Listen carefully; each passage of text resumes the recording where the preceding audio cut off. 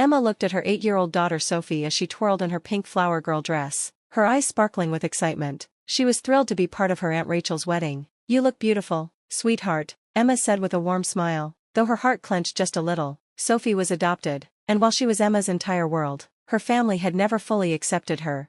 Emma was 35 years old and a single mother by choice. 5 years ago, when she first met Sophie at the orphanage, she knew instantly that they were meant to be a family, but her parents and her sister Rachel never shared her enthusiasm. "A Chinese girl?" Rachel had once scoffed, her voice dripping with disdain. "Couldn't you at least adopt someone who almost looks like us?" "Sophie is Korean," Emma had corrected for what felt like the 1000th time, "and she's perfect just the way she is." Rachel's wedding was fast approaching, and the only reason Sophie and Emma had even been invited was because their mother had insisted. Rachel was marrying Daniel, the son of one of the wealthiest businessmen in the city. The day before the wedding, during the rehearsal, Emma noticed something was off. The bridesmaids whispered among themselves, throwing judgmental glances at Sophie. "Rachel," Emma approached her sister during a break, lowering her voice, "is everything okay?" She barely looked at Emma. "Daniel's parents are concerned," she muttered. "They think an adopted Asian girl will ruin the family photos." Emma blinked, trying to process her words. "Excuse me?" Rachel let out an exasperated sigh. "Look, Emma, it's bad enough that you've always been different." A chill ran down Emma's spine. "Different? What do you mean?" Rachel turned to face her fully, her eyes glinting with something cruel. "Oh, come on. Everyone knows you don't look like anyone in our family. Mom and Dad have always felt uncomfortable about it." Her words hit Emma like a punch to the gut. It was true that she never quite looked like them. Her skin was darker, her hair curlier, but she had always chalked it up to recessive genes. "You're being ridiculous," she said, though her voice trembled. Rachel crossed her arms. "Whatever, just keep your adopted daughter out of the way tomorrow." That night, as Emma tucked Sophie into bed, she looked up with troubled eyes. "Mom, why doesn't Aunt Rachel like me?" Emma pulled her close, holding her tight. "Oh, sweetheart, some people just don't know how to see how special you are. The other girls said I'm not a real cousin because I'm adopted." Emma's blood boiled, but she forced herself to stay calm for Sophie's sake. "Family isn't about blood, baby, it's about love." The next morning, they arrived early at the church. Sophie was radiant in her dress, practicing how to toss flower petals. But everything fell apart during the pre-ceremony photos. "The adopted girl can't be in the family pictures," Daniel's mother suddenly declared. Sophie's face fell. "But I'm a flower girl," she protested, her eyes brimming with tears. Rachel's voice was cold as ice. "You're not part of this family, neither of you are." Emma felt Sophie stiffen in her arms as her heart pounded. "What are you saying?" she demanded. Rachel turned to their parents, her lips curling in satisfaction. "Mom, Dad, tell her the truth already." Her parents went pale, their faces stricken with guilt, and then her mother started to cry. "Emma," her father began, but before he could continue, a deep voice echoed from the entrance of the church. "He's right, you were never part of this family."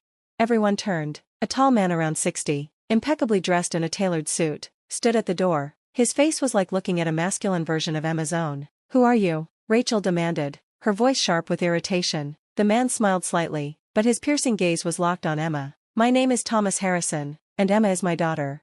A stunned silence filled the church. Emma's mother swayed on her feet before collapsing in a dead faint, while her father, the man she had believed to be her father, went pale as a ghost. "This is ridiculous," Rachel shrieked, her voice rising in hysteria. "You're ruining my wedding."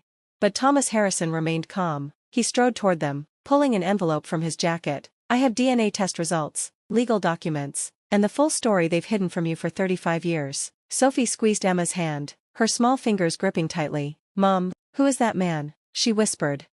Before Emma could answer, her mother, now fully conscious, let out a strangled cry. "You have no right to be here," she screamed. "We had a deal." Thomas's expression hardened. "The deal," he said coldly, "was that I would stay away until Emma turned 35. She had a birthday last week." Emma's mind was spinning. "Deal? What deal? What are you talking about?" "Perhaps we should discuss this in private," Thomas suggested. "No," Rachel snapped. "This is my wedding. I want you and your so-called daughter to leave now." Thomas turned his gaze on her, and for the first time, Emma saw real fear in her sister's eyes. "Miss," he said evenly, "I am the CEO of Harrison International. Your future father-in-law works for me. Are you sure you want me to leave?" Daniel's parents turned deathly pale. You're Thomas Harrison?" Daniel's mother whispered in shock. Thomas ignored them and looked back at Emma. "Emma," he said gently, "I know this is overwhelming, but your biological mother, my late wife Maria, would have wanted you to know the truth today." Emma's heart pounded. "I don't want to hear any of this," she said, her voice shaking. She scooped Sophie into her arms, turning to go. "Sweetheart, wait." Thomas pulled out a worn photograph from his wallet and held it out to Emma. She hesitated, then took it. The image was of a breathtaking woman with the same curly hair and warm brown skin as Emma's. She was holding a baby. Emma's breath caught. It was like looking in a mirror. "Your mother died just hours after giving birth to you," Thomas explained, his voice heavy with sorrow. "I was shattered. I made the mistake of trusting your nanny, the woman you now call your mother. She offered to raise you as her own. I was drowning in grief. I signed the papers. It was for the best." Emma's adoptive mother cried. "You were a mess, drinking yourself into oblivion." Thomas's eyes burned with fury. "So you stole my daughter? You erased every trace of Maria from her life?" The church filled with hushed murmurs. The wedding had turned into a full-blown scandal. Sophie tugged at Emma's sleeve. "Mommy, he's like us, isn't he?" she whispered. "He was looking for you, just like you looked for me." Her words hit Emma like a revelation. She turned to the family that had raised her, the family that had always made her feel like an outsider. Then she looked at Thomas, whose eyes mirrored hers, whose skin matched hers. Emma exhaled sharply. "Let's go." Rachel let out a bitter laugh. "Of course, just run away. You and your little charity case never belonged here anyway." Emma turned to her one last time, her voice steady. "You're right, Rachel. I was never part of this family." She glanced at Sophie and smiled. "And I am so grateful for that." Thomas took them to a private restaurant where Sophie immediately warmed up to him. She was full of curiosity, peppering him with questions between bites of her ice cream. "So does this mean you're my grandpa?" she asked, her big eyes sparkling with excitement. Thomas chuckled, glancing at Emma for permission. "If your mother allows it, I would love to be your grandfather." Emma took a deep breath. "I need to know everything," she said at last, "from the very beginning." Thomas nodded and pulled a leather-bound photo album from his briefcase. "Your mother Maria was an architect," he began. "We met when her firm was hired to design the headquarters of my company. It was love at first sight." Emma flipped through the pages, staring at pictures of a joyful couple traveling the world, building a life together. "They looked so in love, so happy. When she got pregnant with you, it was the best moment of our lives," Thomas continued, his voice growing thick with emotion. "But there were complications during childbirth." He swallowed hard, his usually steady demeanor wavering. "The doctors, they could only save one of you." Emma's hands trembled as she traced her mother's face in a hospital photo. She was holding a newborn, gazing down at Emma with pure love. "She chose you." Tears spilled down Emma's cheeks. "I fell apart after she died," Thomas admitted. "I was lost, and in my grief, Margaret, your nanny, the woman you've called mom all these years, took advantage of my vulnerability. She convinced him that he was incapable of raising Emma, that she needed a real family. Margaret already had a daughter but couldn't have any more children of her own. She told him that what she really wanted was to give her daughter Rachel someone to be with, someone to fill the space left by the siblings she would never have." "Why did you wait so long?" Emma asked, clenching her fists. "The legal agreement I signed in my moment of weakness stated that I couldn't contact you until you turned 35, he said bitterly. "For the past 34.5 years, I've been gathering evidence, building a case, but most of all, watching over you from a distance." A shiver ran down Emma's spine. "You watched me?" Thomas nodded solemnly. "I was at your college graduation, sitting in the last row. When you adopted Sophie, I hired private investigators to make sure you were both safe, and when you opened your little bookstore, I was your first customer, though you didn't recognize me."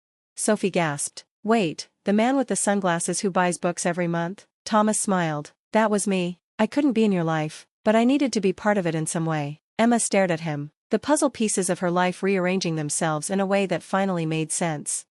"Wait a minute," she murmured, a memory surfacing. "The loan for the bookstore, the bank approved it so fast." Thomas gave a guilty nod. "Your business plan was solid on its own, but I may have pulled a few strings."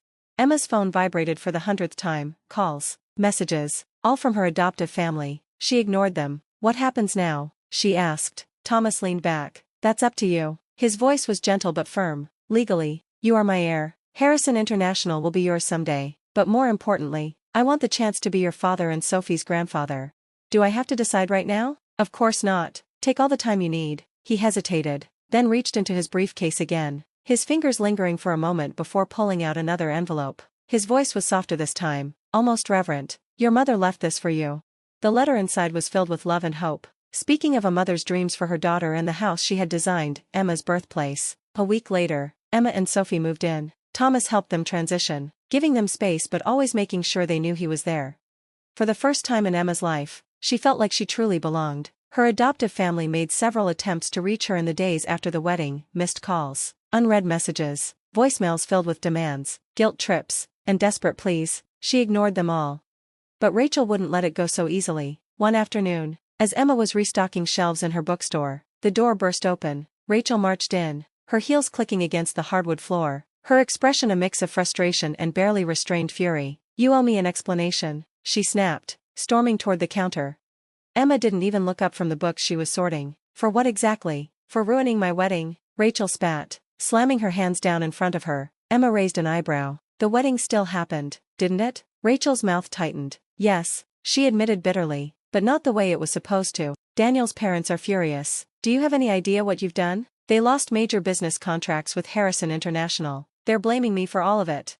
Emma sighed and placed another book on the shelf. "That's not my problem." Rachel's eyes flashed with anger. "You were my sister." That made Emma pause. She finally met her gaze, her voice steady. "No, Rachel, you never let me be." Something in Rachel's expression wavered, just for a second, but pride held her back from admitting the truth. Instead, she scoffed, spun on her heel, and stormed out, the door slamming behind her. 6 months later, life has taken on a rhythm Emma never thought possible. Sophie has flourished in ways she never imagined. She adores her grandfather. Thomas picks her up from piano lessons, helps her with her homework, and spoils her relentlessly. The other day, he brought home a grand piano, claiming it was a necessary investment in her musical talent. "Grandpa, it's huge," Sophie had gasped, her eyes wide as she ran her fingers across the keys. "You can't expect a true musician to practice on anything less," Thomas said with a playful grin, ruffling her hair. "Their bond is effortless, natural, like they've known each other forever." As for Emma and Thomas, they are learning each other step by step. They meet for coffee, for dinners, for long walks where he tells her stories about Maria, the mother she never got to know. Through his words, she can almost see her, a brilliant, driven woman who loved to sketch on napkins in cafes, who always smelled faintly of cedarwood and jasmine, who hummed under her breath when she worked, lost in her designs. The house Maria designed, the one she never got to raise Emma in, has become their home. At night, when the world is quiet, Emma runs her fingers along the carved wooden banisters, the delicate arches, the thoughtful little details that her mother poured her soul into. She built this house for them, for Emma, and now for Sophie. Framed photographs line the walls, telling their story, Maria holding her newborn daughter, Emma years later holding Sophie in her arms, and now Sophie laughing with her grandfather, 3 generations forever bound together. Sometimes the family we choose, the family that chooses us, becomes more real than the one we were given. Sophie taught Emma that when she adopted her, and now, reconnecting with her father, she understands it completely. As Sophie often says, love makes a family, and after 35 years, Emma finally knows exactly what that means.